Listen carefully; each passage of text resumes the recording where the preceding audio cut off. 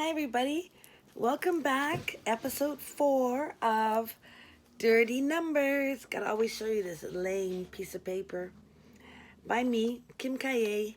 By now, you know it's a story, a true story about how I found myself working at a phone sex company. It was really bad. It was really creepy and weird, but I wrote a book about it. And now we're on the last part. This is going to be probably the longest episode. So, the finale of our first day. There's going to be 6 chapters in all. So, stay tuned, okay? Here we go. Hello, can I help you? I asked for the umpteenth time. My voice was starting to sound like I was bored. It had not been slow, but I was running into a string of dud customers. Do you need a credit card for this? An irritated voice asked me.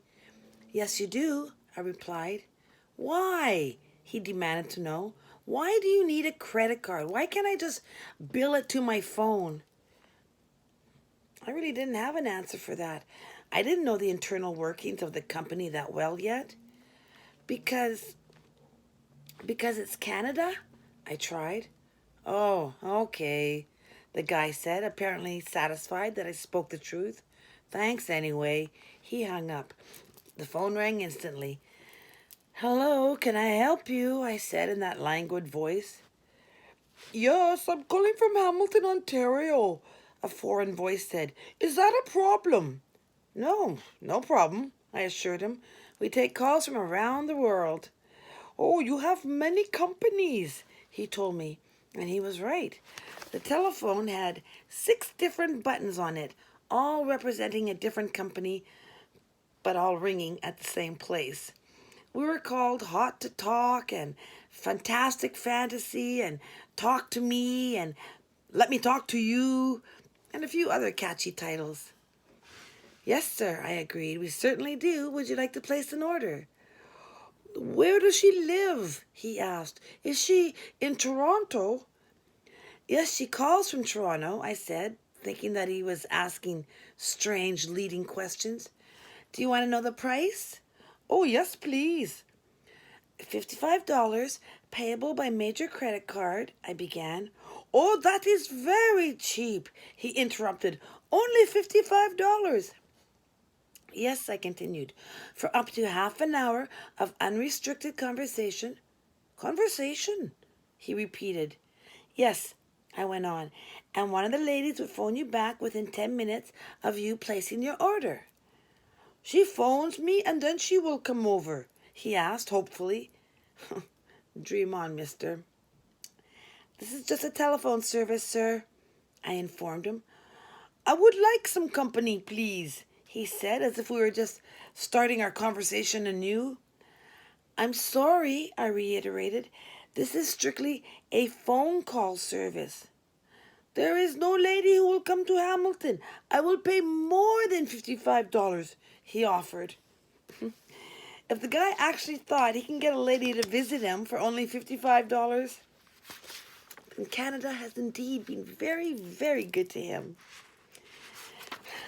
Do you want to place an order to talk to a lady?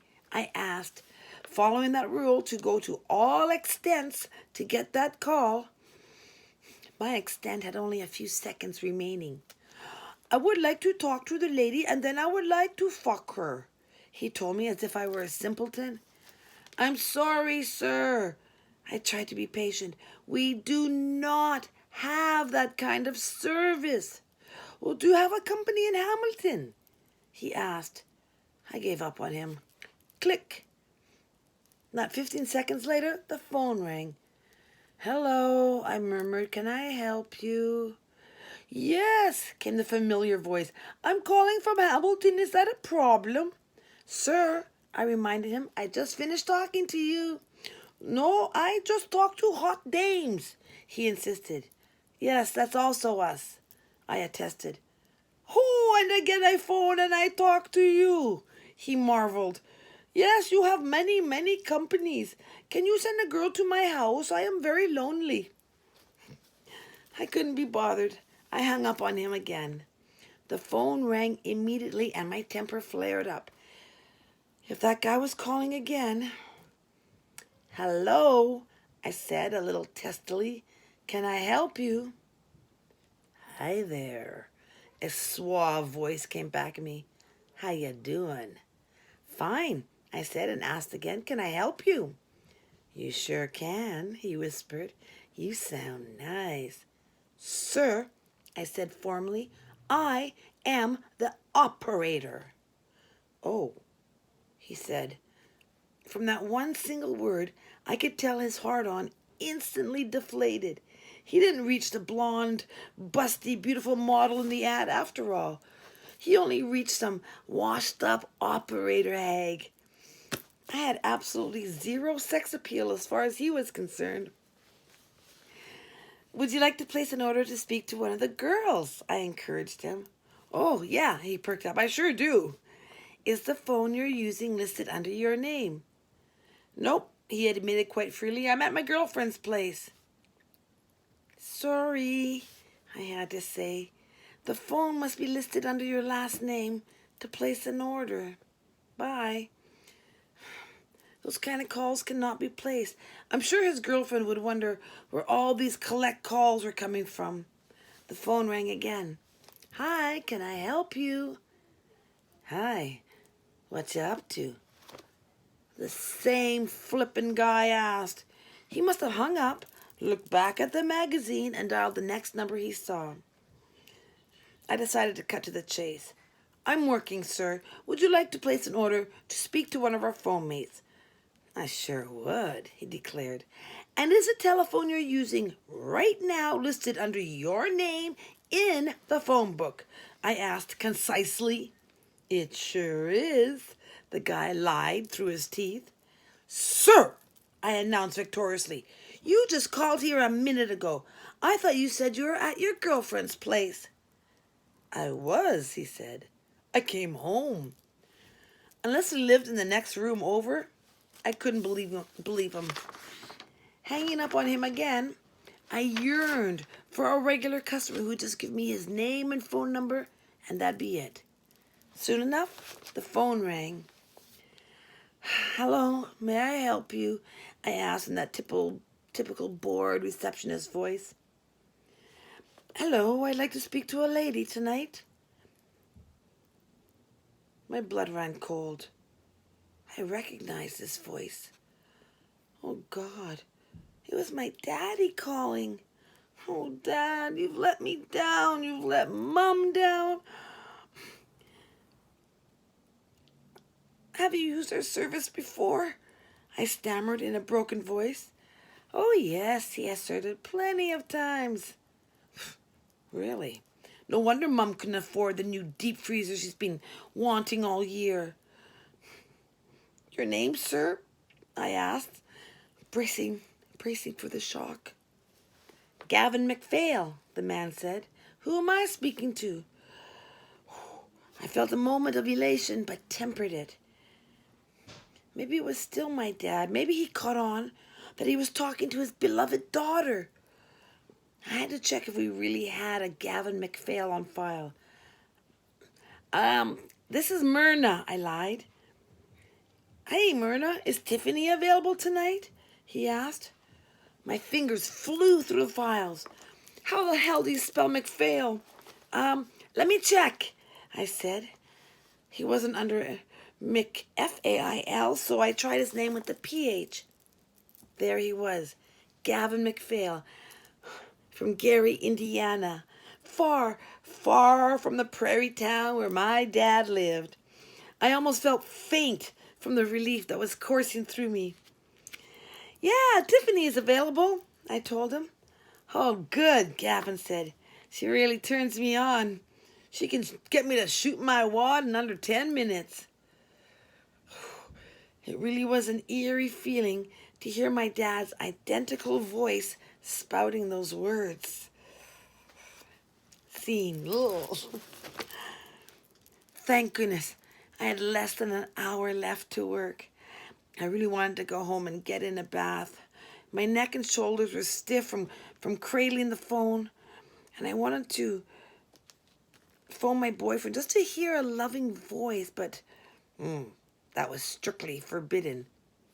3 consecutive rules on the wall facing me read in bold print: Thou shalt not make any personal calls. Thou shalt not have any visitors. Thou shalt not inform anyone of the location. Management kept a very low profile. The sign outside our downtown establishment read Plastic Imports, and the door was kept locked 24 hours a day. Only the boss had a key. My relief, she couldn't start work until I ran to the front door to let her in when she knocked. Keeping such a low profile meant we had to tell a few white lies. Besides telling suspicious wives and inquisitive operators that we were a telephone ordering company, I also had the credit card companies to contend with. I'm sorry, an authorizer told me. We can't approve that $55 charge. It's declined? I asked. Yes, she quickly said. Is the customer there now? No. Do you have the credit card in your hand? She asked. No, I don't, I said. It's a telephone order. I can tell by her questions that not only is the charge declined, but I'm dealing with some kind of a crook. Is there something wrong with the card, ma'am? I asked pleasantly. It was reported stolen a year ago, she affirmed. What company is this? I reared back. Was I supposed to give out such potent information as our actual company name? I quickly scanned the board in front of me. The authorizer prodded me. The name of your company? Surely you know the company you work for, she asked condescendingly. I found the data I was looking for and snarled back at her. Of course I do.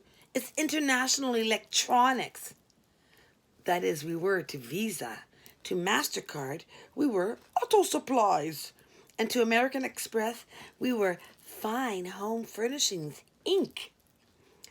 I looked below the blurb on the alternate company names and found the address to give to them. 120 Dufferin Avenue, Suite 2312. It's funny, but we were nowhere near that actual address. Thank you, she said and hung up. Whew. Another crisis taken care of. My job was still safe. Yippee. Scene. Carla, I told my shell-shocked phone mate, I have a call you can do. Okay, she acquiesced. I heard her speaking to someone in the room. I gotta make an important call. I'm gonna go in the closet. Who are you talking to? I asked. Your baby? My mom, she whispered. I heard a door shut behind her and figured she walked into the closet. You got your mom there? I asked disbelievingly. Does she know what you do? No, she still whispered. She just dropped by unexpectedly. She's on her way home from bingo and I live right by. Can you do the call? I asked. If I'm real quiet. I looked at the client's preference. He wanted a submissive female and had a warning on his card.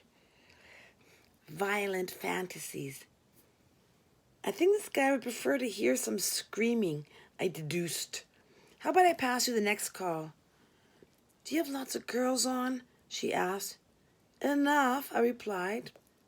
Can't give out that info. Look, Mom's going to leave in about 20 minutes. I can stay on longer tonight if I can have a few minutes off right now. I'll stay on till whenever you say. She was almost begging. My heart went out to her. Management forbids any girl to take time off unless they're given the say-so. And if a girl takes it anyway, we are to report their names into this black book. So although I magnanimously said, take the time off, just call when you're okay to work, I still felt like a Judas because I entered her name in the report book. I called up Colette/Cindy. Hi, I got a call for you, I stated. Carmen at area code 8. Hang on a sec, Colleen said. She started muttering, "Where's that goddamn pen? Mom, did you take my pen?" I was alarmed. "Your mother's there too?" "Yeah, we live in the same house," Colette calmly explained. "I have my own place in the basement." "But I have a call for you to do." "Yeah, well, she leaves the room," Colette said. "Did you say Carmen?" "Yeah." "Is it a request?" she asked. If the customer, Carmen, for example, he called and said, "I want to talk to Cindy," then Colette/Cindy would get an extra $5. Phone mate Cindy had the highest request record going. Unfortunately, Carmen did not request her. All he requested was a submissive bitch. "I'm afraid he didn't," I began. "That son of a bitch," she yelled. "Nobody likes doing him. He's so fucking rude. It seems like I always get him. That's why I asked if it was a request." "Not this time," I said. "Smarten him up." "If I can get a word in edgewise," she complained. "All he does is swear and yell about how he's torturing me. Did he tell you he wanted me hung from the ceiling?" "No," I barely whispered. 10:55 and counting. "Oh, God. I wonder what he has in store for me tonight," Colette grunted. "Oh, there's a phone, Colette," I said happily. "I'll probably talk to you tomorrow." I rang off and picked up the next line. "Hello, can I help you?" 10:56 p.m. "This is Len Taylor," a voice drilled at me. "I'm a regular. Can I talk to a woman in under 2 minutes?" "You can have a call within 10 minutes of you placing your order, sir," I reminded him. "Look, I've used your service before. The girl has always been able to call me pretty quick," I was informed in a staccato voice. "If I can't have a call in the next couple minutes, you can cancel my order." "Can you give me 5 minutes?" I asked in a sweet voice. "My wife will be home in 5 minutes," Len said, and hung up. I quickly pulled his card out of the regular's file. Whew, good. His credit card was up to date, and he didn't have any quirks I should be leery of. I quickly got an authorization number from American Express and then dialed up a mate. "Hi, Linda. I've got a call," I announced. "Now? It's 2 minutes to 11. I was just going to phone you and sign off," Linda said. She griped. Another rule on the wall said in great detail that a phone mate must accept a call if she hasn't signed off yet. And if she's scheduled to work until a certain hour, then she had to work until that very last second. I could always pass a call to someone else, but I was under a time deadline, and besides, I couldn't let the phone mate start to get the upper hand on me. "Shauna, you have to take this call," I said with some firmness. "You haven't signed off yet." "Yeah, I know." And here I was in bed already. "Well, I'm sorry," I said, "but I need you." "Honey," she said. That kind of threw me until I realized he was speaking to someone else. "Can I do the call here? Do you want me to go into the kitchen?" "I wouldn't mind listening," I heard a male voice respond, and then chuckle seductively. "Oh, you," she giggled. "You better not do what you did last night." Linda," I interrupted. "This guy Len wants you to call him as soon as possible. Like right now, please. I guarantee you'll be done in just a few minutes." "He's ready to come, huh?" she asked in a very businesslike voice. "No, his wife is home in 5 minutes," I said almost prudishly. "Oh, then it will be a short call," she laughed. "He'll need time to clean up." "Here's the number, Linda," I said. "Just do the call, Shauna. Spare me the details." I looked at the clock again. I was no longer counting the minutes. I was now counting seconds. A minute and a half to go. The phone, make that 2 lines, started ringing at once. "Hello, can I help you?" I asked. "Do you swallow?" a low voice asked. I hung up and I picked up the second line. "Hi, can I help you?" "I don't have a credit card, but I've got 10 inches. Will that do?" I hung up immediately and picked up another line that started ringing. "Can I help you?" I asked, then added a bit of better humor. "Hello?" I said, "Do you swallow?" Again, I hung up on the creep. The phone rang instantly, and I picked it up slowly. Hello? Can I help you? Slid from my lips. Swallow! Swallow this, baby! I hung up in a hella hurry. Glancing at the clock, I swore mightily when I saw it was 11:01. The next receptionist was late. Why tonight of all nights? That hateful phone rang again, and I answered quite bitchily. Yeah, hello, can I help you? My good humor had signed off at 11 p.m. Hi, chirped a friendly voice. This is Glenda. Who's this? I quickly scanned the phone mate list, and I didn't see any Glenda, real name or fake name. Who's this? I asked suspiciously. Glenda, I'm one of the receptionists, she said. Are you the new girl? Yeah, I'm Jessie, I said. Hey, do you know who's supposed to work right now? I am. That's why I'm calling, she said, quite amiably. I'm going to be about 50 minutes late, okay? But I won't be much more than that. Sure, I said. See you real soon. What could I say? No, don't be late. Be here like now. I decided I wasn't going to like this Glenda gadabout. I sniffled back a tear. I wanted to like my new job, but gee, it had been a rough first day. That's the end of chapter 1. Chapter 2 takes place about a month later. Let me just check really quick. I've been keeping you guys already going on 22 minutes now. Oh, this is so much good stuff to follow. So I'm going to maybe change my look around for the next reading so you don't get all tired of this dress. All right. Thank you guys for watching so far. I hope if you're not liking it, I hope you're still being kind of like intrigued by it, by dirty numbers. So I will see you soon, and tell some of your friends if it's interesting. It gets better, I assure you. But that's it. Thank you so much. Bye for now.